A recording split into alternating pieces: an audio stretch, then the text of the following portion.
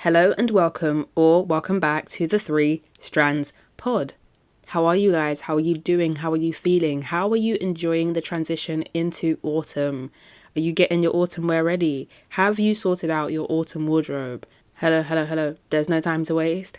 Can you sort your autumn wardrobe out now, please? Because the sun is really gone. The sun is very much gone. We are definitely in autumn now. It's chilly. Get your scarves out. Get your gloves out. Get your wellies out, because you know this London rain. Oh my gosh. The sun will be showing its face a little bit, then it's raining.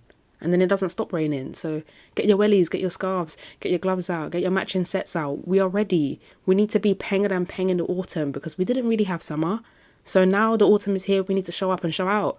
So like I said, if you haven't already, get your autumn wardrobe ready. See the bars? See that right off the dome? I told you, man, they need to get me in the booth. They need to get me in the booth tonight. Don't worry, man, I'm on my way. Charlie Sloth, I'm coming for you, a daggy. Okay, since we're talking about the changing of the seasons, I'm curious to know, what is you guys' favourite season? Are you a summer babes? Are you a spring babes? Autumn babes? Winter babes? I personally am a summer babe, only because I was born in the summer and I like when it's really warm outside. But I feel like summer kind of sucks, only because in London we don't really get summer. Like, it's not... I mean, we had like 2 days of like 27 degrees, 29 degrees, and then it was like kind of crap. So that doesn't really count as summer. But in autumn, I mean, it's like perfect autumn weather.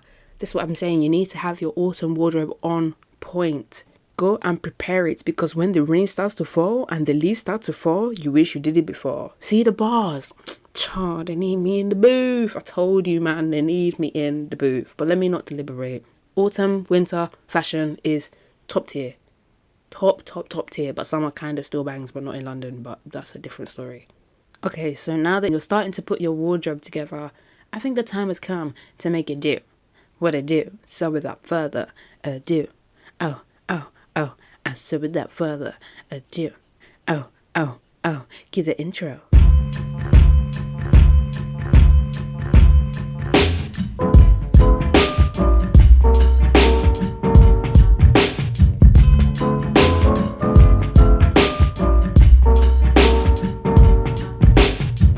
Something years of age, and life surely ain't about handouts. So I lays my plan out.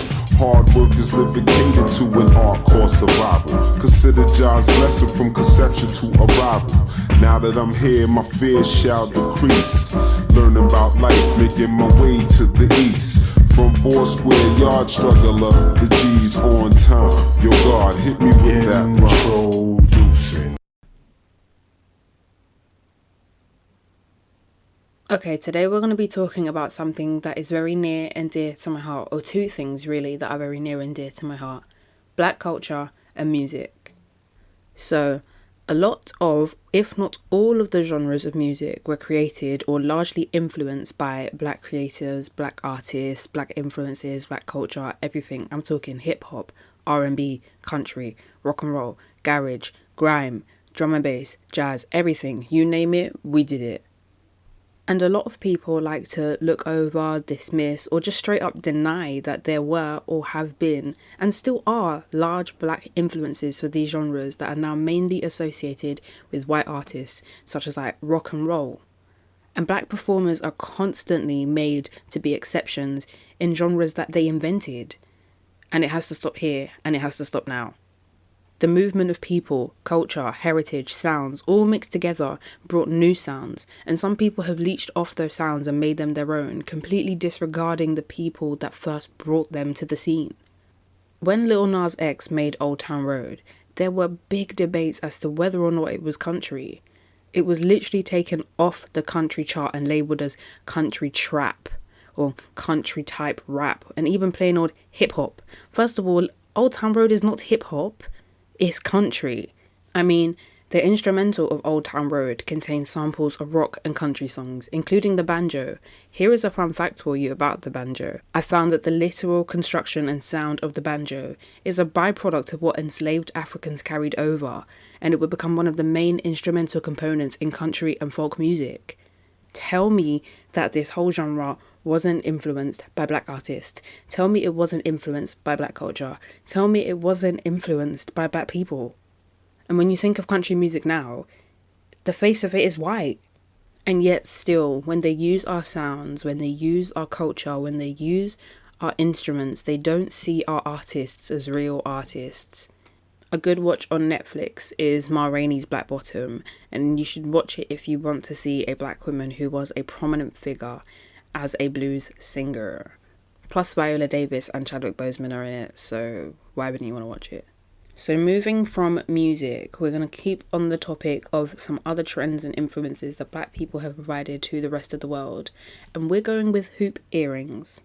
So it is believed that the ancient African women from what is current day Sudan were the first to make the hoop earrings swaggy. So shout out to current day Sudan for the hoop earrings. We big up you, because hoop earrings are the best. So way back in the day, hoops were a symbol of power, status, wealth. Everybody was wearing hoop earrings. Men, women, kings, queens, everybody, because everybody who was anybody knew that hoop earrings were the lick. If you didn't have them, I guess you just weren't that guy. If you didn't have hoop earrings, I'm sorry, you actually just weren't that guy. I don't make the rules, I just play the game. I'm actually sorry.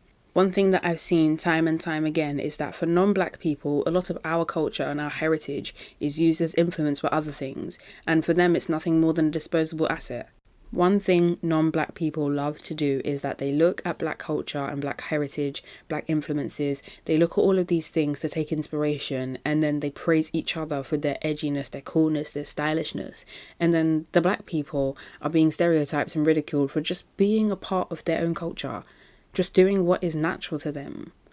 And the one that actually just finishes off my entire head, oh my gosh, is edges. Oh child, it's the edges. It's the edges for me. It's the edges for me. Please, let me just plead with you, man. Please, listen. If you're hearing my voice now, live and direct, and you have edges that you weren't born with, you have edges that you forced out of your head, please. I don't want to say find shame, but maybe just look for it. Just look under the pillow. Just look under the sofa. Just look, maybe see if there is some shame that you can have, because I think you might have lost 2, 3, 4 shames. I don't know. Please, okay? Okay? Thank you. First, unpopular opinion. Sometimes them dramatic edges actually ruin your hairstyle, but do your thing. I ain't judging. Mash it up and start dashing. Don't think I'm shy because I'm quiet. I'm just laughing at your edges. This is the thing, it's actually not every day. It's actually not every day. Do you know, for non-black people, it's actually not every black trend that you must jump on. It's not actually every part of black culture that you must steal. It's not actually every part of our culture. It's actually not though. But is it every day? It's not. So let's just stop. Can we stop? We're going to stop, yeah? Thank you guys so much. No, I appreciate, big up you, man, because yeah? Okay then. This is the thing. Not everyone has edges, black people included. But when the non-black people are scraping every hair to do a young swoop at the front, it's time to quit. It's actually, no, you have to look in the mirror and say, am I forcing it? Am I actually forcing it? Because maybe, just maybe, because, you know, okay? I mean, big man thing, I have to say something. I actually have to say something, because if I don't, then I'm actually complicit. Because now the black-owned hair shop for the black girls and guys is full of non-blacks who want to buy edge control and edge brushes and do-rags and bonnets and silk scarves, all in the name of fashion. Please, it's actually not my fault. This is what I mean. This is what I mean. Because now you've gone to go and take that edge control. One other babe can't buy it. Now you've gone to go and take that do-rag. One brother can't buy it. Now you've bought this silk bonnet. Oh my Lord Jesus Christ. Jesus, please. If you want to be returning, now is the time, because these people, they lost their minds. It's not by force. This bonnet business, oh my gosh. Oh my gosh, this land is scary. People, non-black people that say, oh yeah, I wear a bonnet because my hair is curly. Okay? Because, okay.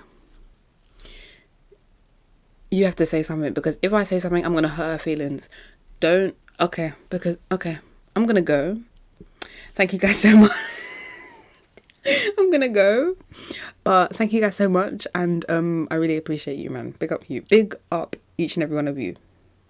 Yeah, big up you, man. If we're going to keep it to Virgils, there's really and truly no reason for you to be wearing a do-rag or bonnet with 1A hair.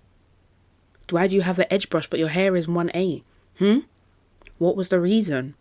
What? No, because Cardi asked you and you ignored her. I'm not here to ask you again. What was the reason? Because why do you have an edge brush but you got no edges? I don't get it. Baby, I just don't get it. Why do you actually have the bonnet? Why do you have a do-rag? The do-rag one spins me. Why do you have... How did you get here? How did you actually get here? Like, if we're being two Virgils, who influenced you? Now, be honest. Look in the mirror and say, who did I get this from? Where did I get this from? Why do I feel like this product is the right product for me?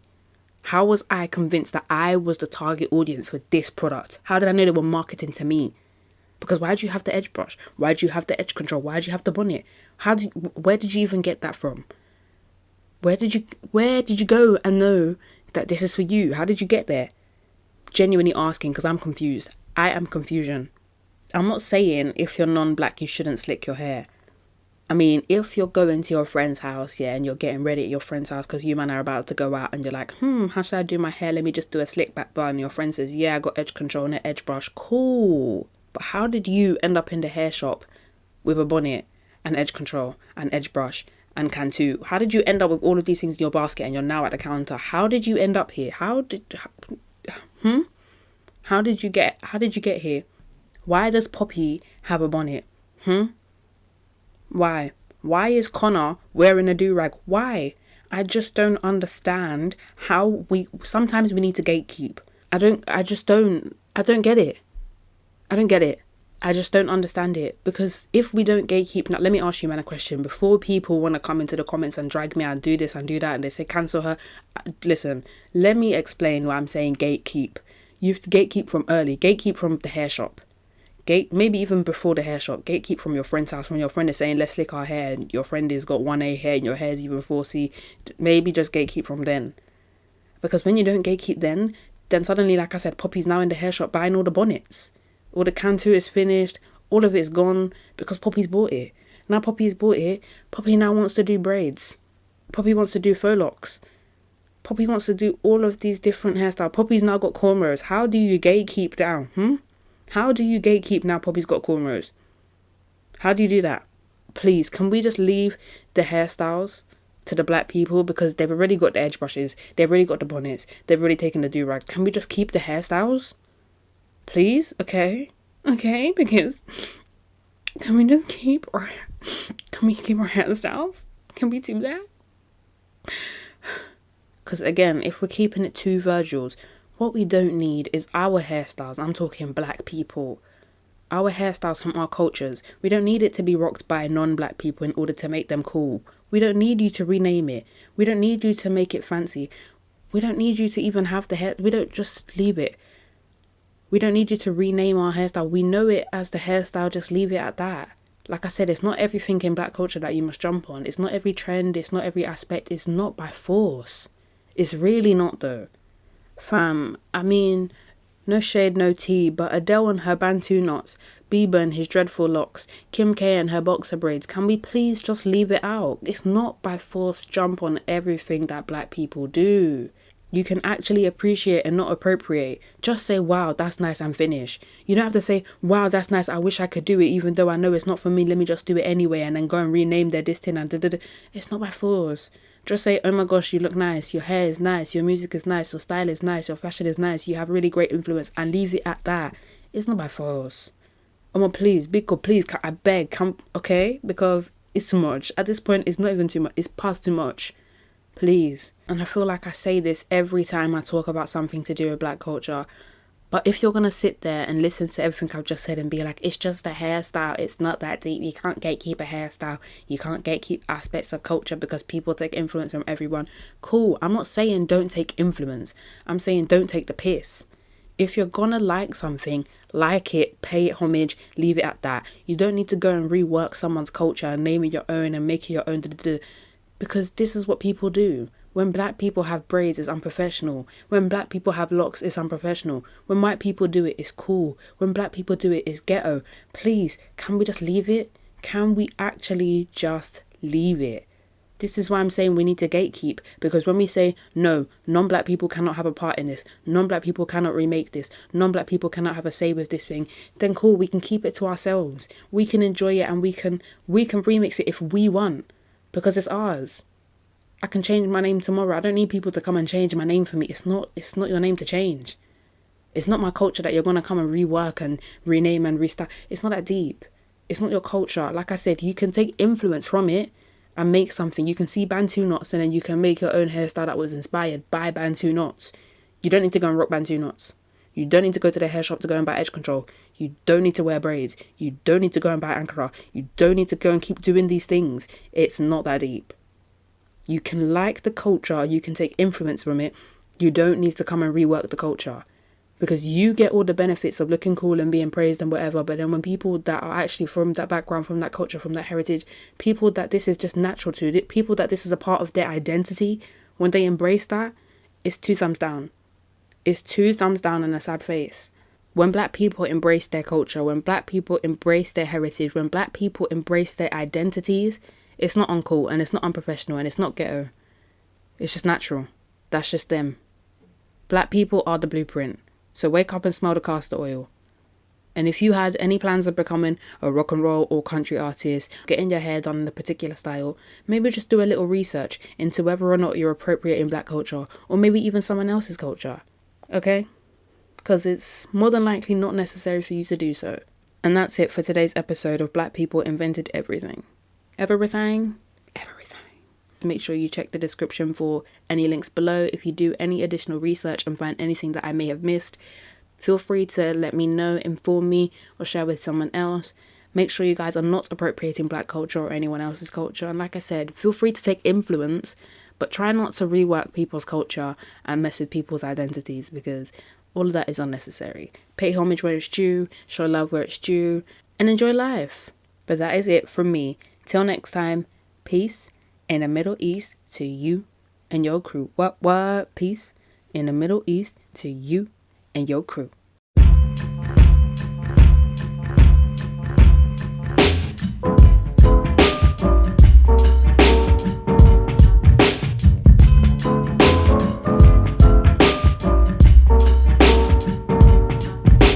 I'm 20-something years of age, and life surely ain't about handouts. So I lays my plan out. Hard work is living catered to an art called survival. Consider God's lesson from conception to arrival. Now that I'm here, my fears shall decrease. Learning about life, making my way to the east. From 4 square yard struggler, the G's on time. Yo God, hit me with that rhyme. Introducing